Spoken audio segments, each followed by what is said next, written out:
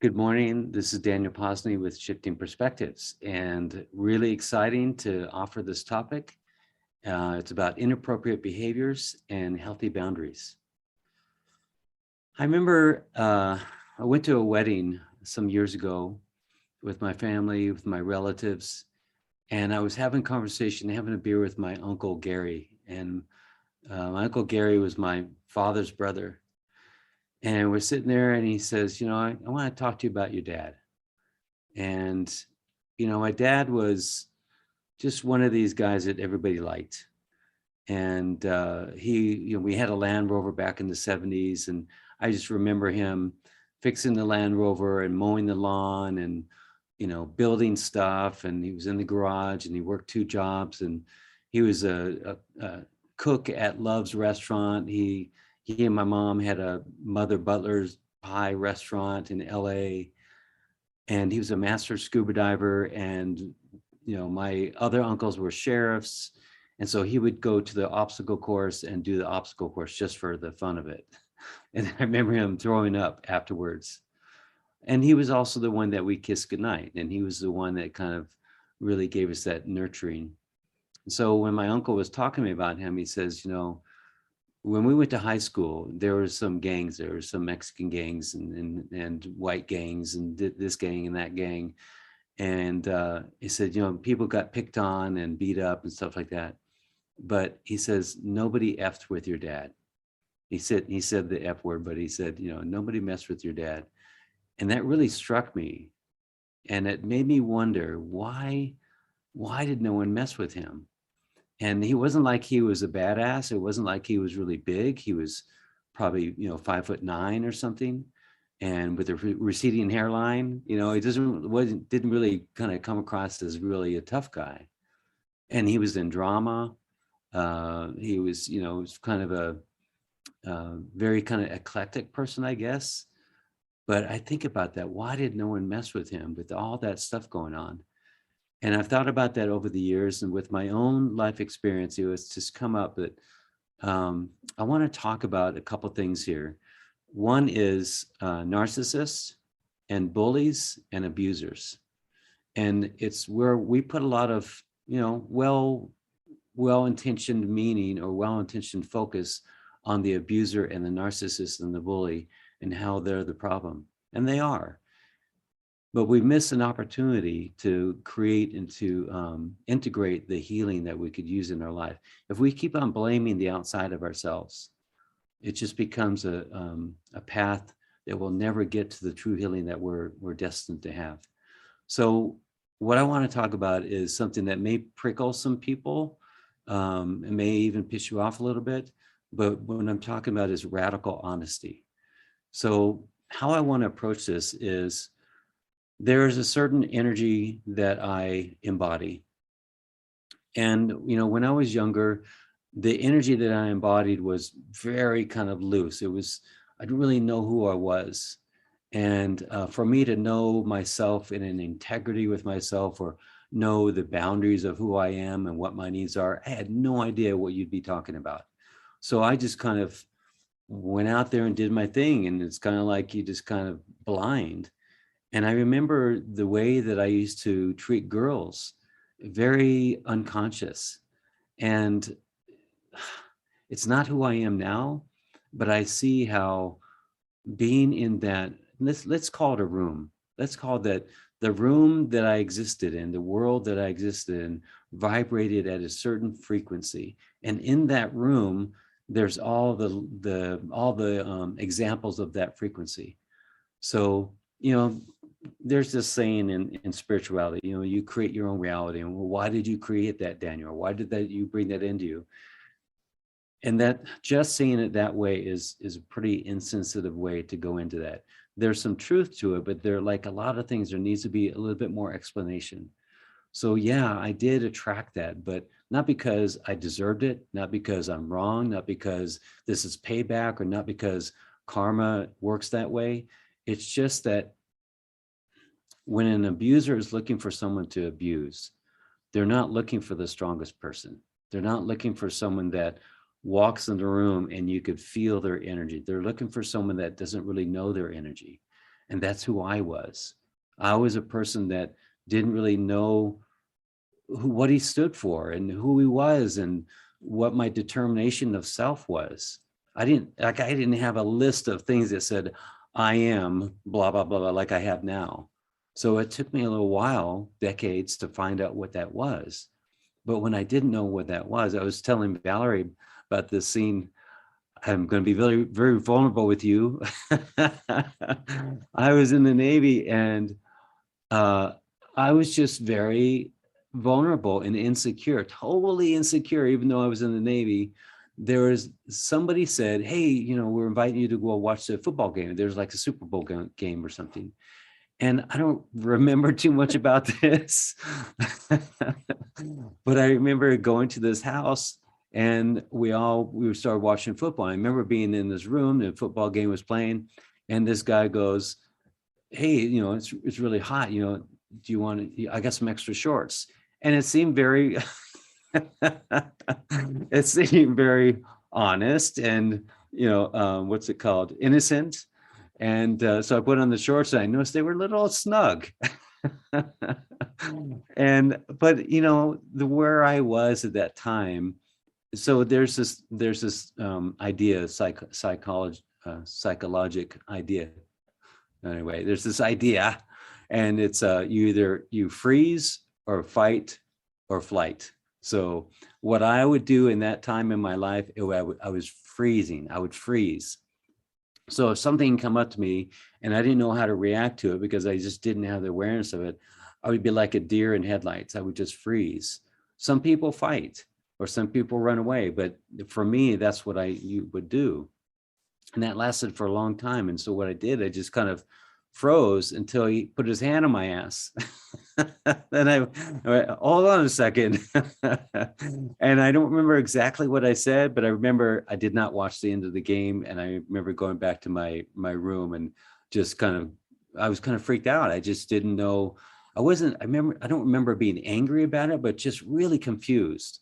Like, here's someone that, I was kind of putting my trust in them. And then they kind of abused that trust. So they were inappropriate. And maybe they felt something with me, but maybe they could go in there sometime, maybe convince me to go to this other way. And but that wasn't who I was. I was just very insecure. So I think about that time. I think, how would I show up now?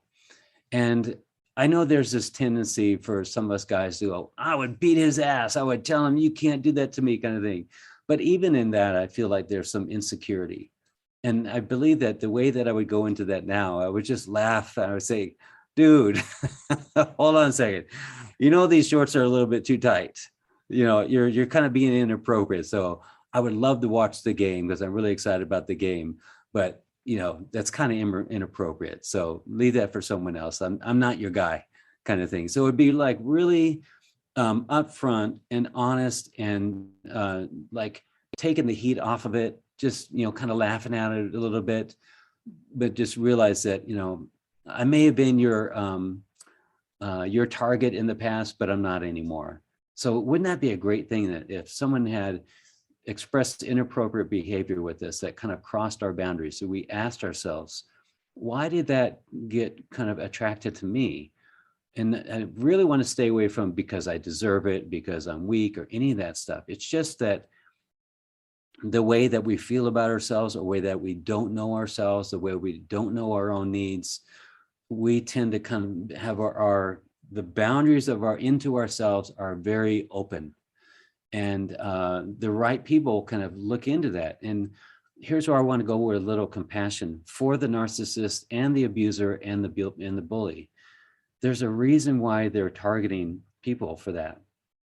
And they didn't get that affection, or they didn't get that love, or they were abused by somebody, or something happened to them that caused them to seek out love in this really inappropriate way. But if we stay into just blaming them and hating them and fighting them, our society doesn't change, our consciousness doesn't change. But I believe that there's also a society or a consciousness out there in another dimension, that it exists, that we've healed from this, It's just that we've been in this one for so long and blaming the other person for so long that we haven't quite got to the part that says, what can I do? What can I hold myself responsible for? And for me, it's just that I had been spending so much time in being the people pleaser and seeking love and doing for other people that I was an open gate. And not that I wanted to close myself down. I just need to be more clear and more, get more clarity about who I was. Because when someone walks in a room and they're clear about who they are, and you can just tell the energy that they bring to the room and the clarity that they have, they show up in a way that looks just, I guess the word is confident, but it's a little bit more than that. And if someone goes in a little bit too much that way, it looks more like arrogance. And so those of us like myself that didn't want to be arrogant, I didn't want to be an asshole, I just pulled back on having strong boundaries. And of course, at the same time, I wanted to receive love. So you can imagine that people that are crossing the, like, I'm getting emotional just talking about this because I can feel the people that have crossed those boundaries with me and with my loved ones, that I have such compassion for them of why they need to do that, why they stop that, because I've done it myself. So there can be a lot of compassion for the people that you find that have kind of overstepped the boundaries, whether it's a sexual boundary or not hearing you, not listening to you, or any of those kind of things, that they're acting in this way that they've created certain patterns of behavior. And just in that moment of your tiredness, not knowing yourself, unbalanced in that particular time, it was a match. But the cool thing is that once we start to know ourselves and we start to pull ourselves back into, okay, I want to know myself. I want to pull myself out of being obligated to other people. That I have to start thinking about myself. Who am I? What is really my passion? What are my needs? And then it's like you kind of build yourself up, not only physically and mentally, but energetically. And like all of us, we can feel that energy between two people. So when you start to kind of know yourself, you actually, one, you can know what your needs are, but two, you can also give love more purely. So it's a benefit in all ways. So what happens is that you start to know yourself and your boundaries of self, not necessarily protective, but your boundaries of self project out there energetically. And I remember seeing this one video of a child molester or abuser. He was targeting children, and there was this CCTV camera in a parking lot, and he's walking away from the camera with his back to the camera, and this girl who is about, I don't know, 7 or 8 or something, and she's looking down, and maybe she's on her cell phone, but she's looking down, and he like tracks right into that. And it was just an example of, if a girl walks in looking at this guy and really seeing him and letting him know that she sees him, it's a completely different thing. Someone like that is looking for more of a vulnerable victim to target. He's not going to target that person as much he will target as someone with their head down on the cell phone, not really looking at their surroundings, not with their head up high and kind of projecting this energy. So it's just that it's not something that we deserve. It's just that something that we are sitting in the same room of. If we don't know who we are energetically, emotionally, mentally, then we're in the same room of the same energy that likes to target that.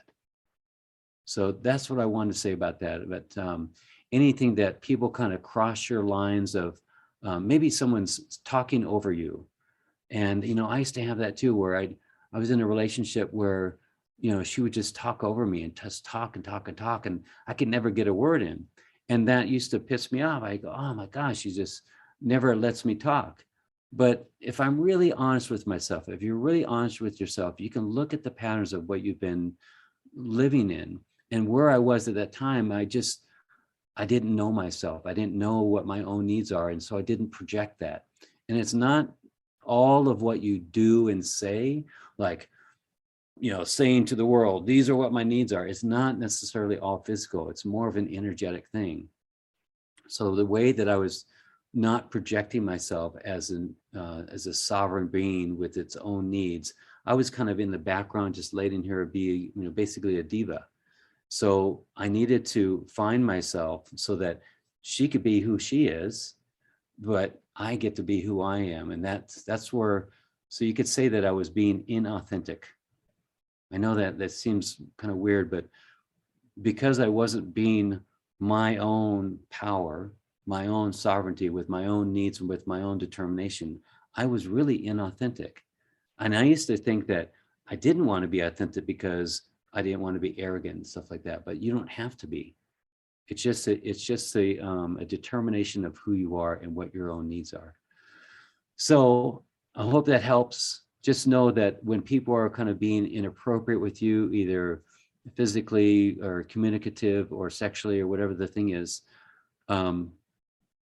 it's not really going to solve or heal or integrate the underlying issue if we just blame people or if we just run away.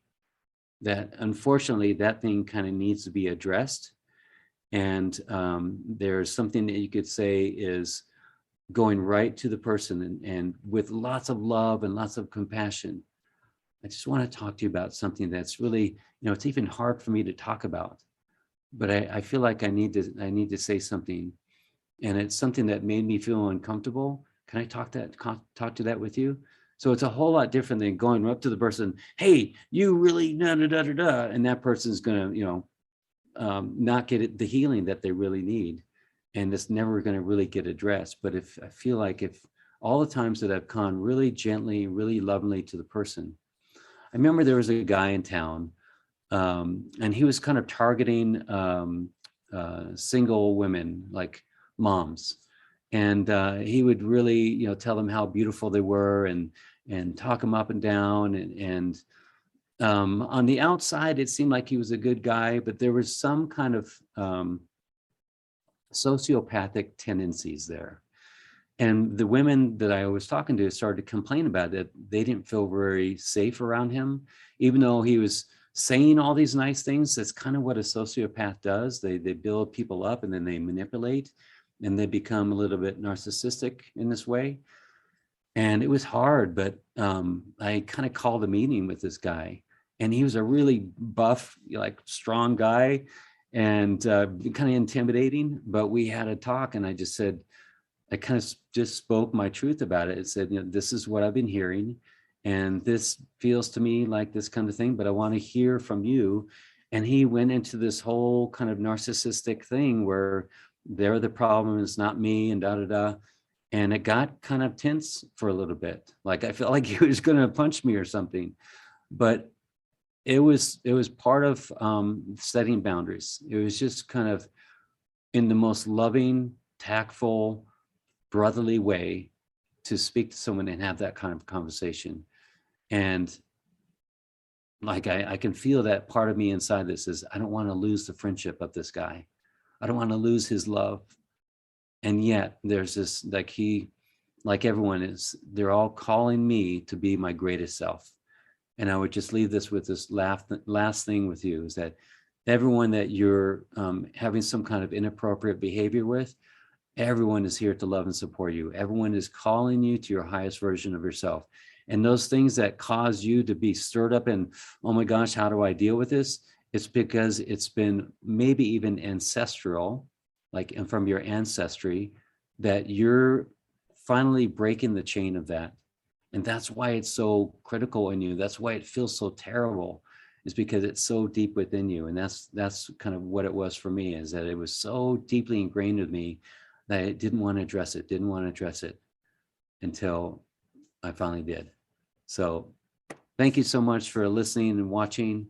I hope you have a wonderful day. I love you. Bless you.